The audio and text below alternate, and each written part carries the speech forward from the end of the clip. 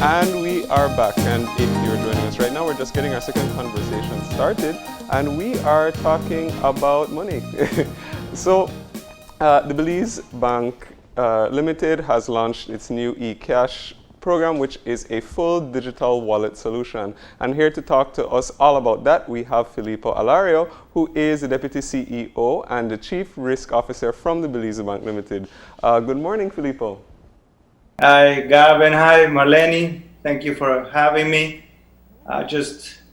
You beat me today with that jacket. I always usually the best dressed and Oh, well, thanks. All right, we're starting off this interview on a really good note. So, with that said, let's talk all about the new E-Kyash system. So, first off, let's talk a little bit about like how the program came about.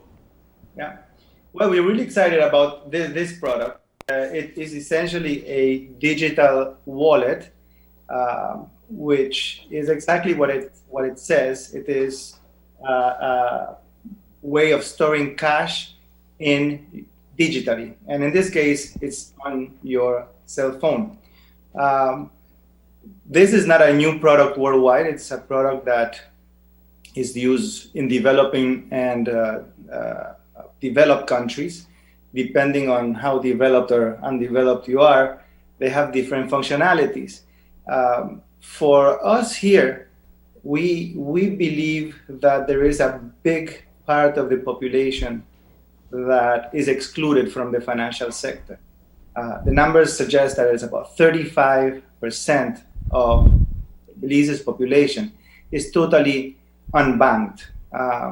So this has to do with financial inclusion, which is a strategy that the central bank and the government as a policy has in terms of getting the unbanked on board. This is one of those tools that can help that. It makes, and why does it include people? And if we look at the definition of financial inclusion, is the availability and equality of opportunity to the access of financial products. A lot of people don't have bank accounts because they are many reasons. They don't have the savings. It could be language. It could be socioeconomic. It could be just being intimidated to come to a branch.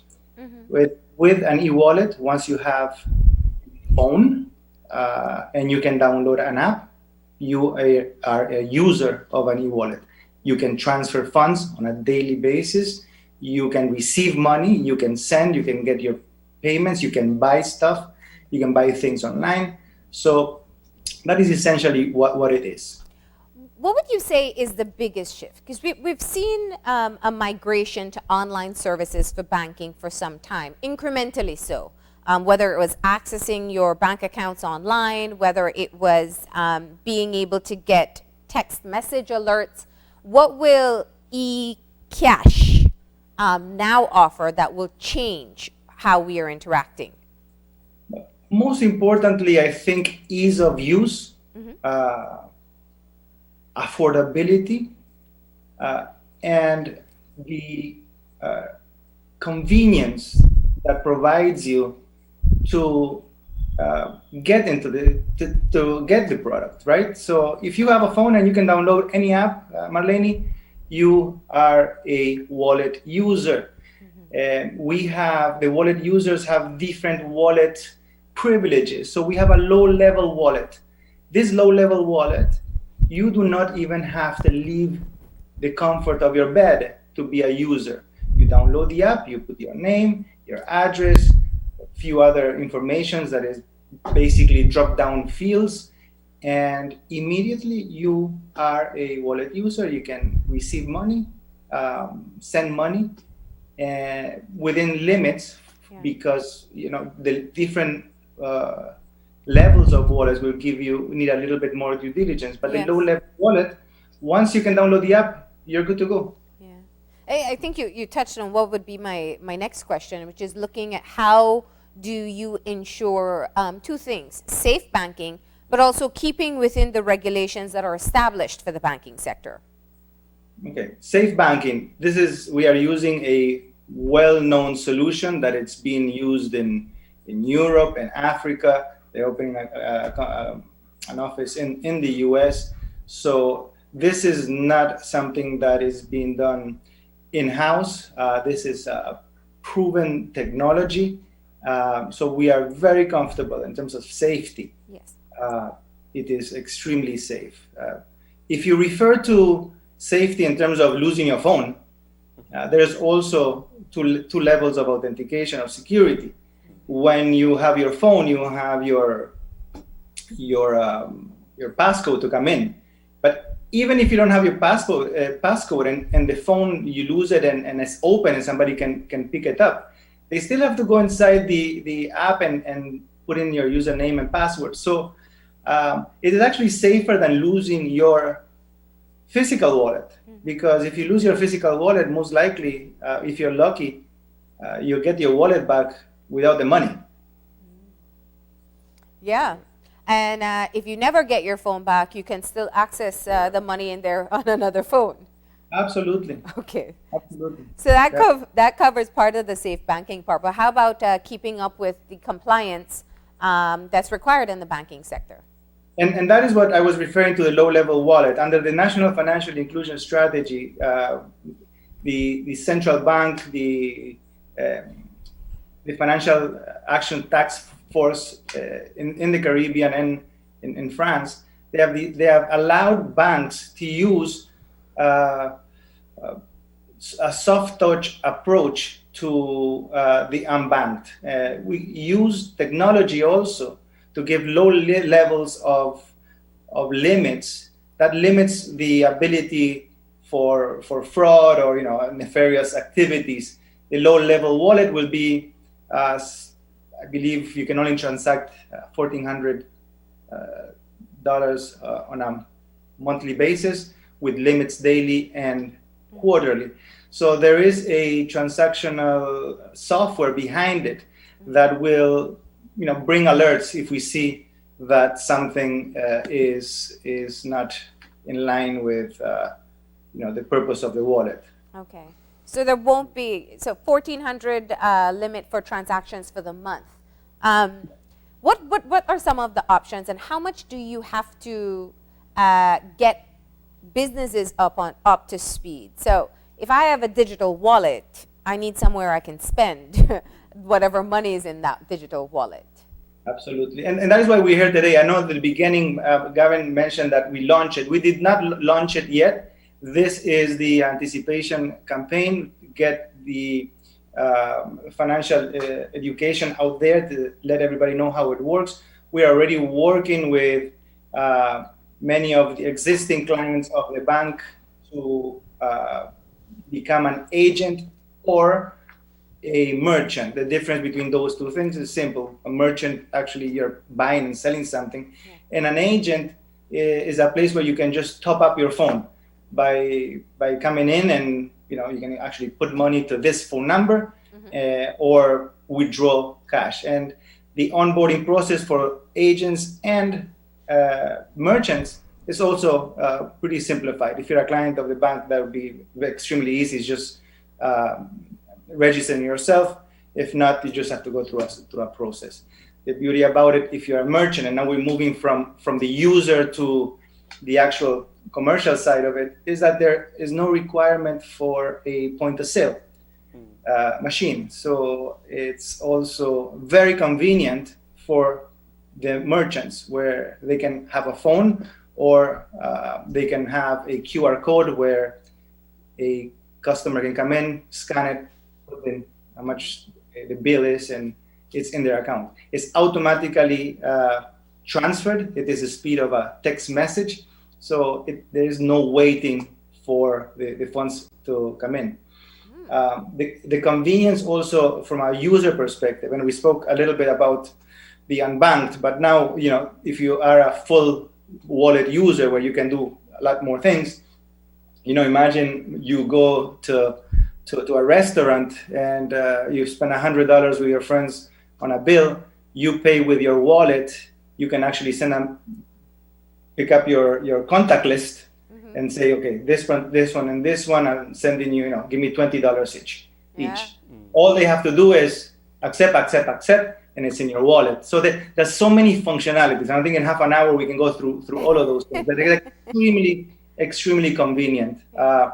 Also, if you are sending money to someone who doesn't have a wallet, you pick up your contact list, click it, it sends the message with the amount of money that you're sending. If that person doesn't have it, a text message will come in and say, click here, download, and as soon as they download it, the funds are in the account. In their physical bank account? In their wallet. In their wallet, okay. And you spoke a little bit earlier about the different levels that are available, and also just in terms of Belize's population, the percentage of people who don't have bank accounts and whatever. Is the wallet program targeted at any specific sort of customer?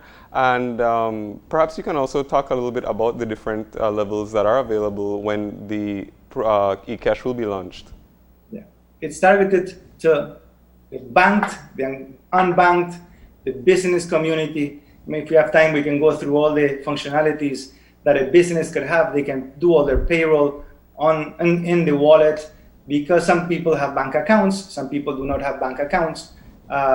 So the convenience of having the ability of doing your payroll, half to people who have a bank accounts and half to people who maybe are less formal employees, through their phone, is one of the great advantages. The great advantage is that every single product or functionality of a wallet, whether it is a user or whether it is a commercial client, the costs are significantly cheaper than transacting on whatever other channel option that would be. I'm sure you've done your research and you've been feeling out the market to see where the interest is with this. If you compare it to maybe when you had your POS rollout and you were trying to get merchants to buy into that, what's the pulse? What do people think? Okay, so much difference. I think technology has grown exponentially since the launch of a point of sale to today, right? With a cell phone now, essentially, you could do anything. Initially, the first phase of this rollout is to get the people who are unbanked. Out of the unbanked population, remember, some people are more unbanked than others. Women are a lot more unbanked than men. The young population are totally unbanked. It's very difficult for a 15-year-old to come to a bank and open an account on his or her own. You have to come with a parent most of the time, not all the time. So here, the young population, I think, are going to be very excited. Hopefully they create the buzz that is required. They'll show their parents how to do it, the ones that are not technically inclined. But at age 14, if you have a cell, you download the app, you have your low-level wallet, and you can transact. Yeah. I'm sure if you're going to teach your parents how to deposit the money to you, that's a lesson you're worth giving, right? Well, I think the problem is going to be the parents now, that they're going to get requests for money a lot more often than before. When you think of how the pandemic has just shifted our reality, perhaps permanently, this is so well timed. Do you think that will be a part of the motivation behind people wanting to move towards a digital wallet? Absolutely, Marlene. Let me tell you, this cannot come at a better time. Hopefully, it should have been done before. The technology has been out there for many years, and I think that all the ducks are lining up in a row for making the market, making this product a reality.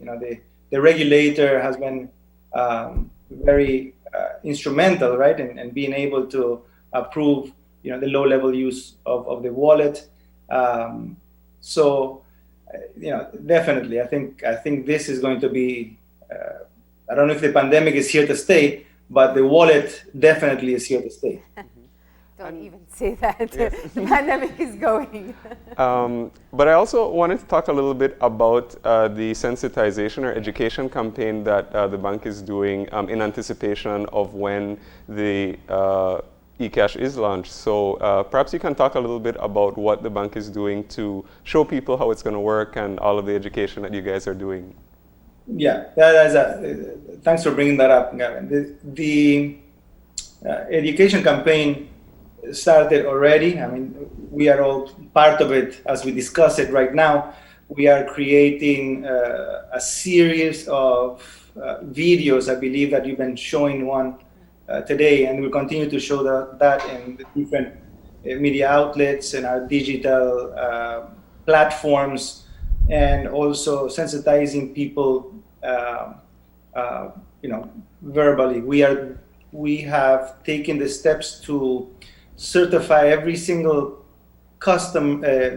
employee of the bank, so that they are fully familiar with this initiative and understand how the product works, and also answer any questions or concerns that clients may have. And one of the questions is definitely looking at the level of connectivity that you have to have. Is it only being able to download the app and you can use offline, or do you need access, internet access the entire time? You need, in phase one, you need internet access. So either you have data, right? Or if you have Wi-Fi, you can download it using your Wi-Fi, or transact using your Wi-Fi. There are some things that we're looking at to deal with that, but that I think that might come into the future and require other players to come on board. Yeah. And what's the expected launch date that you're looking at? We are working towards a date of April 1st, the beginning of April. We are going through the process of testing and development of the different aspects of the wallet. So we're looking for that launch date. And I think that you speak of wanting to access the unbanked population, and you outlined a number of reasons why. But it's also, I think, the digital users are just becoming a lot more comfortable doing all transactions online. Is this going to get us there, where having to pull out physical cash is going to become less necessary? Well, I think we're already kind of seeing that, and it's just a trend that we hope continues. You mentioned something, Marlene, about the pandemic and if this is here to stay or not. But this also deals with the handling of cash. Cash is dirty, and the studies suggest that the virus stays about 28 days on a bill. So this is also a way to do away with that sort of risk.